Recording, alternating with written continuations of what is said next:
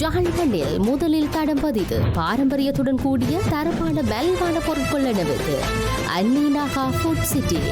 அன்னீனாகா food city.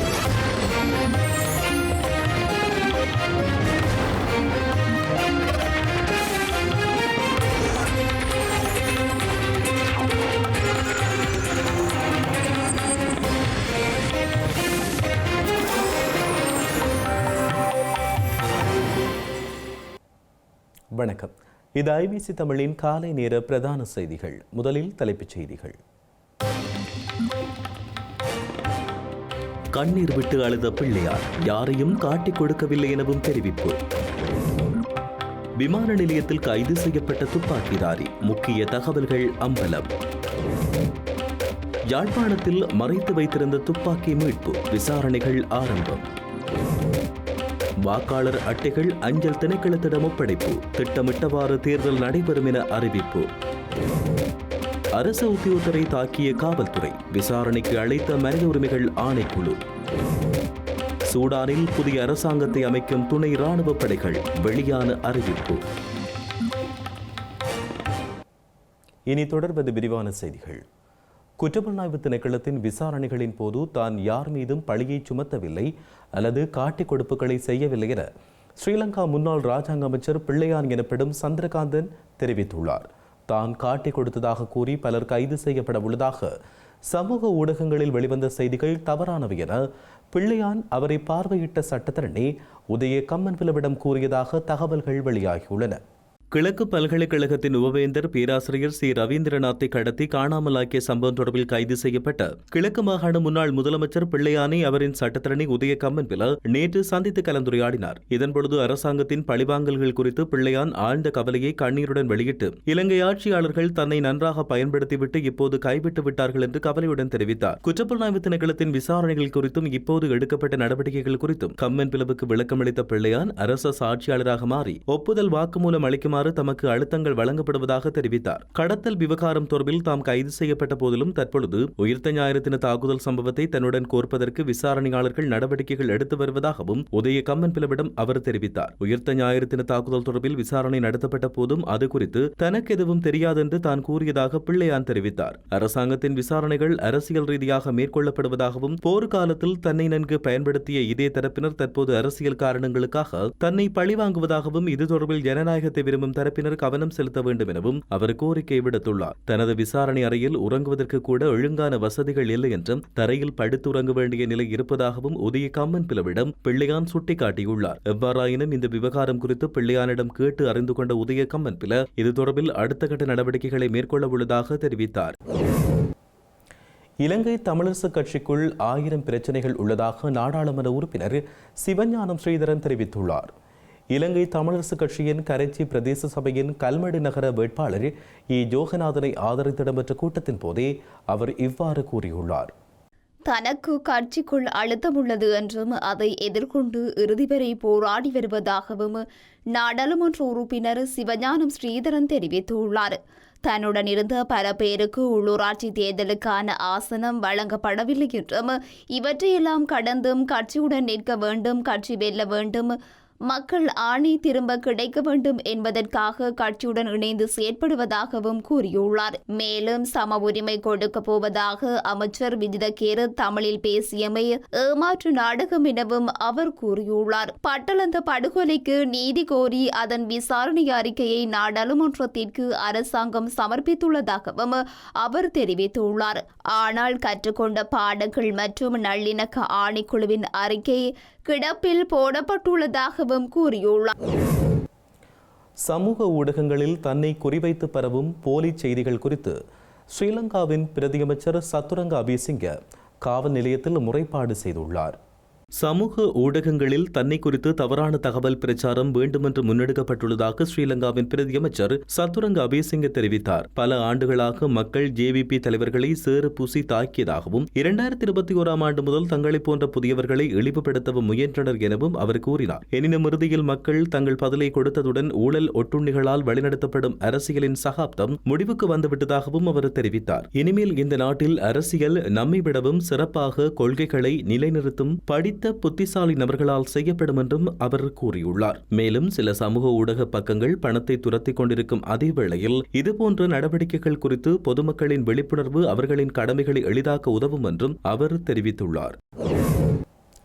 இலங்கையில் நடைபெறவுள்ள உள்ளூராட்சி மன்ற தேர்தலுக்கான வாக்காளர் அட்டைகள் இன்றைய தினம் அஞ்சல் திணைக்களத்திடம் ஒப்படைக்கப்படும் என தேர்தல்கள் ஆணைக்குழு அறிவித்துள்ளது. இலங்கையில் உள்ளூராட்சி மன்ற தேர்தல் எதிர்வரும் மே மாதம் 6ஆம் தேதி நடைபெறவுள்ளது. குறித்த தேர்தலுக்குரிய அஞ்சல் மூல வாக்காளர்களுக்கான வாக்காளர் அட்டைகள் ஏற்கனவே அஞ்சல் திணைக்களங்களுக்கு அனுப்பி வைக்கப்பட்டுள்ளன. இந்த நிலையில் வாக்காளர் அட்டைகள் இன்றைய தினம் அஞ்சல் திணைக்களத்திடம் ஒப்படைக்கப்படும் என தேர்தல்கள் ஆணைக்குழு அறிவித்துள்ளது. 250 உள்ளூராட்சி மன்றங்களுக்கு திட்டமிட்டபடி மே மாதம் 6ஆம் தேதி தேர்தல்கள் நடைபெறும் என தேர்தல்கள் ஆணைக்குழு தெரிவித்துள்ளது. யாழ்ப்பாணம் குருநகர் கடற்கரை பகுதியிலிருந்து துப்பாக்கி ஒன்று நேற்று இரவு மீட்கப்பட்டுள்ளது.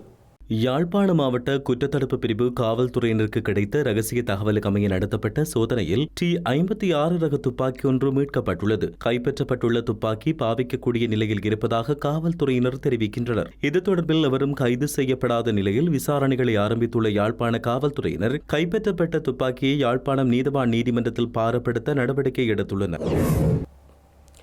இலங்கையின் இருவேறு பகுதிகளில் நடத்தப்பட்ட துப்பாக்கிச்சூட்டு சம்பவத்தில் ஒருவர் காயமடைந்துள்ளார். துப்பாக்கிச்சூட்டு சம்பவத்தோடு தொடர்புடைய சந்தேக நபர்கள் தப்பிச் சென்றுள்ள நிலையில் காவல்துறையினர் மேலதிக விசாரணைகளை ஆரம்பித்துள்ளனர். கம்பகா பேருந்து நிலையத்திற்கு அருகாமையில் நேற்று இரவு துப்பாக்கிச்சூடு நடத்தப்பட்டுள்ளது. ஒந்துருளியில் வந்த இருவர் இந்த துப்பாக்கி பிரயோகத்தை மேற்கொண்டுள்ளதாக தெரிவிக்கப்பட்டுள்ளது. சிறிய ரக பாரவூர்தி ஒன்றை இலக்கு வைத்து இந்த துப்பாக்கி பிரயோகம் மேற்கொள்ளப்பட்டதாக தெரிவிக்கப்பட்டுள்ளது. துப்பாக்கி பிரயோகத்தின் பொழுது பாரவூர்தியில் இருந்த இருவரும் அருகிலுள்ள வர்த்தக நிலையம் ஒன்றில் பாதுகாப்பாக தஞ்சமடைந்துள்ளதாக தெரிவிக்கப்பட்டுள்ளது. குறித்த சம்பவத்தில் எவருக்கும் பாதிப்புகள் ஏற்படவில்லை என்றும் காவல்துறையினர் கூறியுள்ளனர். துப்பாக்கி பிரயோகம் மேற்கொண்ட இருவரும் தப்பிச் சென்றுள்ளனர். சம்பவம் தொடர்பிலான மேலதிக விசாரணைகளை கம்பகா காவல்துறையினர் மேற்கொண்டு வருகின்றனர். இதேவேளை மகியங்கனை கெபல் பிஸ்ஸ பகுதியில் இடம்பெற்ற துப்பாக்கிச் சூட்டு சம்பவத்தில் நபர் ஒருவர் காயமடைந்துள்ளார். துப்பாக்கிச் சூட்டில் காயமுற்ற நபர் சிகிச்சைகளுக்காக வைத்தியசாலையில் அனுமதிக்கப்பட்டுள்ளார். இரு குழுக்களுக்கு இடையில் ஏற்பட்ட மோதலை தொடர்ந்து இந்த துப்பாக்கிச் சூடு நடத்தப்பட்டதாக காவல்துறையினர் தெரிவித்தனர். பூசா சிறைச்சாலையின் முன்னாள் கண்காணிப்பாளரின் கொலை வழக்கில் தேடப்பட்டு வந்த துப்பாக்கிதாரி இலங்கையிலிருந்து தப்பிச் செல்ல முயன்ற போது கட்டுநாயக்க விமான நிலையத்தில் வைத்து கைது செய்யப்பட்டுள்ளார். போலியான கடவுச்சீட்டை பயன்படுத்தி தாய்லாந்துக்கு தப்பிச் செல்ல முயன்றபோது சந்தேக நபர் நேற்று குற்றப்புலனாய்வு திணைக்கள அதிகாரிகளால் கைது செய்யப்பட்டார். அவரை கைது செய்வதற்காக கட்டுநாயக்க விமான நிலையத்தின் புறப்பாடு முனையத்தில் குற்றப்புலனாய்வு திணைக்கள அதிகாரிகள் முக அங்கீகார அமைப்பை நிறுவியிருந்தனர். கைது செய்யப்பட்டுள்ள சந்தேக நபர் அம்பலாங்கொடை பகுதியினைச் சேர்ந்த 31 வயதுடையவர் என்று தெரிய வந்துள்ளது. தெற்கு ஒழுங்கமைக்கப்பட்ட குற்றக்குழுவின் தலைவரான கரந்தனிய சுத்தாவின் துப்பாக்கிச்சூட்டு சம்பவத்தில் தேடப்பட்ட பிரதான சந்தேக நபர் இவர் என்பது விசாரணைகளில் தெரிய வந்துள்ளது. அவர் காலி மற்றும் அம்பலாங்குடை காவல்துறை பிரிவுகளில் நடைபெற்ற ஏராளமான கொலைகள் மற்றும் நிதி மோசடிகளுக்காக தேடப்பட்ட சந்தேக நபர் ஆவார். கைது செய்யப்பட்டுள்ள சந்தேக நபர் மேலதிக விசாரணைகளுக்காக காவல் நிலையத்துக்கு அழைத்துச் செல்லப்பட்டார். கிளிநொச்சியில் கடந்த வாரம் நீர்ப்பாசன திணைக்களத்தில் பணியாற்றிய அரச உத்தியோகத்தர் ஒருவரை தாக்கிய காவல்துறையினரை இலங்கை மனித ஆணைக்குழுவின் யாழ் பிராந்திய அலுவலகம் விசாரணைக்கு அழைத்துள்ளது. கிளிநொச்சி சாந்தபுரத்தைச் சேர்ந்த அரச உத்தியோகத்தரான இளைஞனை கிளிநொச்சி காவல் நிலையத்தைச் சேர்ந்த 2 காவல்துறையினர் காரணமின்றி தன்னை தாக்கி கைவிலங்கிட்டதாக குறித்த இளைஞர் முறைப்பாடு செய்திருந்தார். குறித்த முறைப்பாட்டின் பிரகாரம் 21ஆம் தேதி மனித உரிமைகள் ஆணைக்குழுவின் யாழ் பிராந்திய அலுவலகத்திற்கு சம்பந்தப்பட்ட காவல்துறை உத்தியோகத்தர்கள் கிளிநொச்சி காவல் நிலைய பொறுப்பதிகாரி மற்றும் மாவட்ட சிரேஷ்ட காவல்துறை அதிகாரி ஆகியோரை விசாரணைக்கு வருமாறு மனித உரிமைகள் ஆணைக்குழு அழைப்பாணை விடுத்துள்ளதாக மனித உரிமைகள் ஆணைக்குழுவின் யாழ் பிராந்திய இணைப்பாளர் டி கனகராஜ் தெரிவித்துள்ளார். தமிழக அமைச்சரவைக் கூட்டம் சென்னை தலைமை செயலகத்தில் நாளை மாலை 6 மணிக்கு நடைபெறவுள்ளது.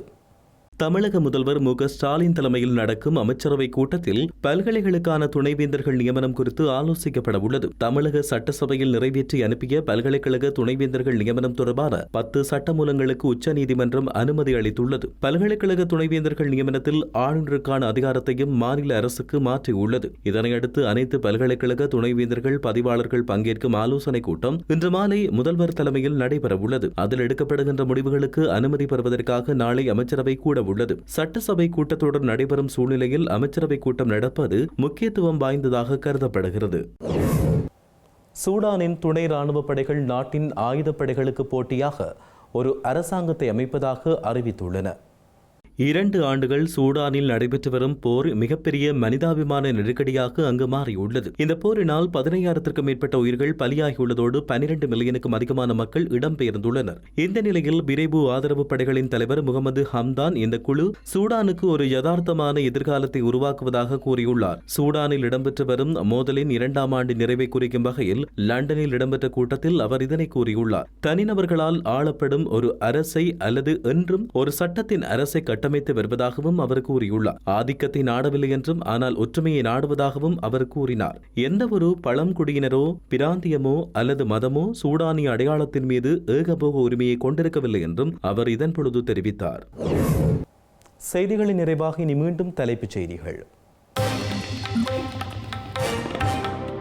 கண்ணீர் விட்டு அழுத பிள்ளையார் யாரையும் காட்டிக் கொடுக்கவில்லை எனவும் தெரிவிப்பு. விமான நிலையத்தில் கைது செய்யப்பட்ட துப்பாக்கிதாரி முக்கிய தகவல்கள் அம்பலம். யாழ்ப்பாணத்தில் மறைத்து வைத்திருந்த துப்பாக்கி மீட்பு விசாரணைகள் ஆரம்பம். வாக்காளர் அட்டைகள் அஞ்சல் திணைக்களத்திடம் ஒப்படைப்பு திட்டமிட்டவாறு தேர்தல் நடைபெறும் என அறிவிப்பு. அரசு உத்தியோகத்தரை தாக்கிய காவல்துறை விசாரணைக்கு அழைத்த மனித உரிமைகள் ஆணைக்குழு. சூடானில் புதிய அரசாங்கத்தை அமைக்கும் துணை ராணுவ படைகள் வெளியான அறிவிப்பு. இத்துடன் ஐபிசி தமிழின் இன்றைய காலை நேர பிரதான செய்திகள் நிறைவடைகின்றன. உடனுக்குடன் நீங்கள் செய்திகளை அறிந்து கொள்ள ibctamil.com என்ற நமது இணையதளத்தை பார்வையிடுங்கள். வணக்கம்.